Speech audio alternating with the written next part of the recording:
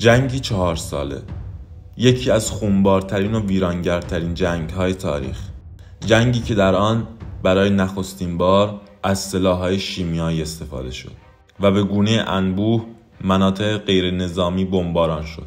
جنگی که در آن زندگی میلیون‌ها نفر از بین رفت و زندگی میلیون‌ها نفر تحت تأثیر قرار گرفت. جنگ جهانی اول. سلام به همه دوستان عزیز، به چنل ما خوش آمدید. امروز قصد داریم به یکی از بزرگترین و تأثیرگذارترین رویدادهای تاریخ مدرن بپردازیم.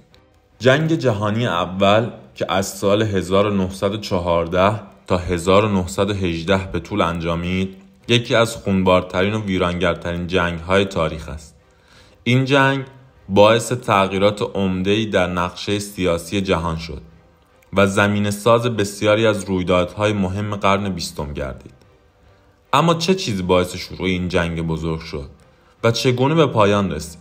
جرقه اولیه جنگ جهانی اول در 28 ژوئن سال 1914 زده شد، زمانی که آرشیدوک فرانس فریدناند، ولیعهد امپراتوری اتریش مجارستان، به همراه همسرش در سارایوو توسط یک ملیگرای صربستانی به نام گاوریلو ترور شد.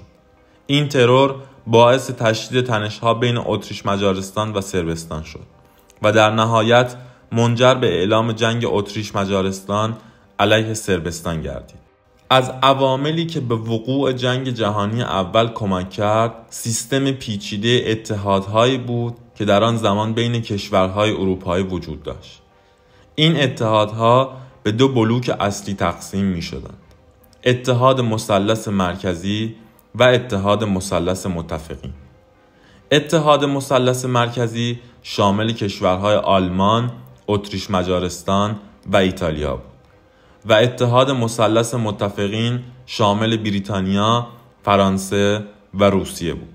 این سیستم اتحادها باعث شد که هر گونه درگیری منطقه‌ای به سرعت به یک جنگ گسترده بین‌المللی تبدیل شود.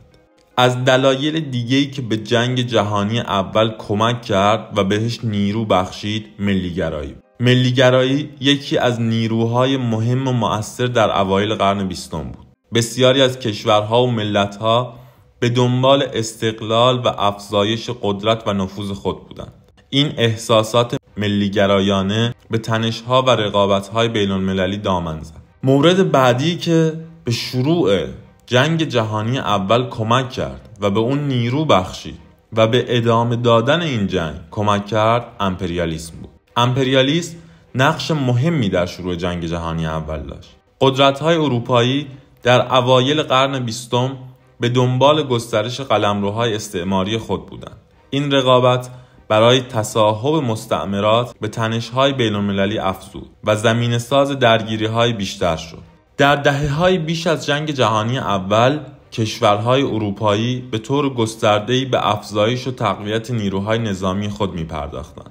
این مسابقه تسلیحاتی باعث شد که هر کشوری به دنبال برتری نظامی بر دیگران باشد و با شروع جنگ جهانی اول کشورها برای اثبات قدرت نظامی خودشون وارد این جنگ می‌شدند.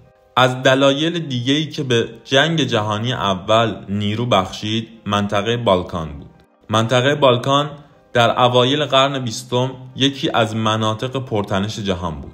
این منطقه که به بشکه باروت اروپا معروف بود، شاهد چندین بحران و جنگ بود که باعث افزایش تنش‌ها در اروپا شد.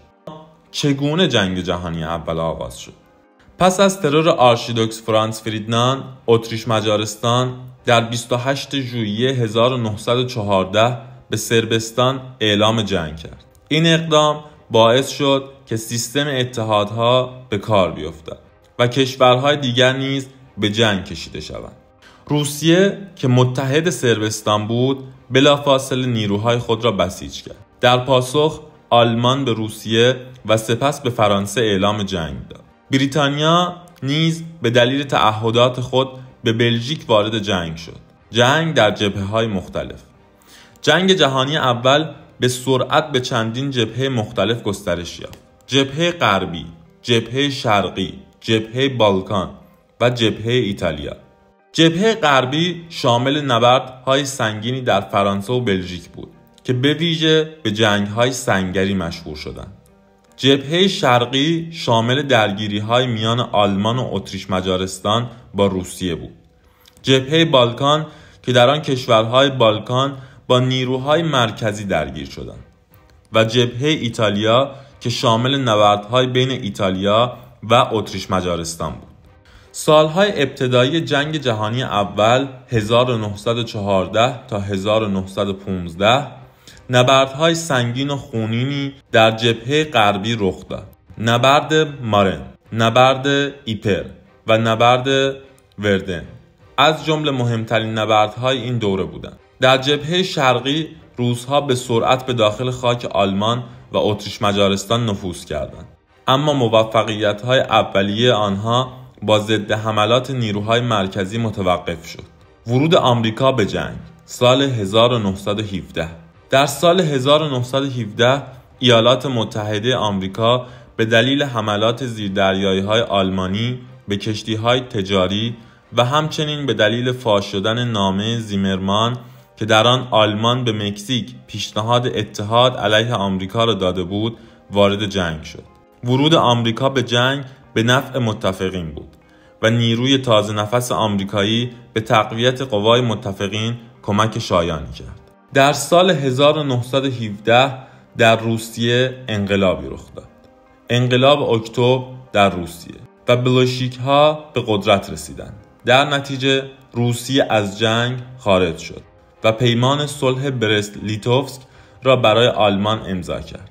این خروج به نیروهای مرکزی امکان داد تا تمرکز خود را به جبهه غربی منتقل کنند.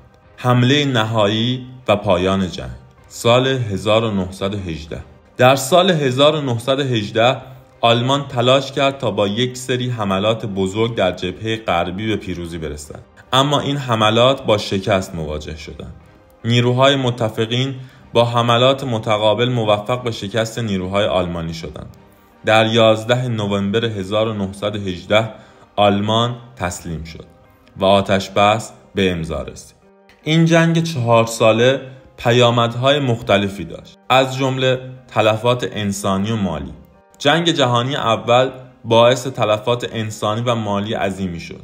بیش از 9 میلیون سرباز و میلیون‌ها غیر نظامی در این جنگ جان باختند. هزینه‌های مالی جنگ نیز بسیار سنگین بود و بسیاری از کشورها را با مشکلات اقتصادی مواجه کرد.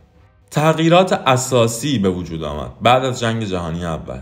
جنگ جهانی اول به سقوط 4 امپراتوری بزرگ آلمان، اتریش مجارستان، عثمانی و روسیه منجر شد و نقشه سیاسی اروپا را به طور اساسی تغییر داد. کشورهای جدیدی در اروپای شرقی و مرکزی شکل گرفتند. جنگ جهانی اول یکی از تأثیرگذارترین رویدادهای تاریخ بود که تغییرات عمیقی در جهان ایجاد کرد. دلایل مختلفی از جمله ترور آرشیدوکس فرانتس فریدناند، سیستم اتحادها، ملیگرایی، امپریالیسم، مسابقه تسلیحاتی و بحرانهای بالکان به وقوع این جنگ منجر شدند. پایان این جنگ با پیمان ورسای و تغییرات عمده‌ای در نقشه سیاسی جهان همراه بود. خب دوستان، این بود از جنگ جهانی اول و اتفاقاتی که در این جنگ رخ داد. منتظر نظرات شما هستیم و تا ویدیو بعدی فعلا.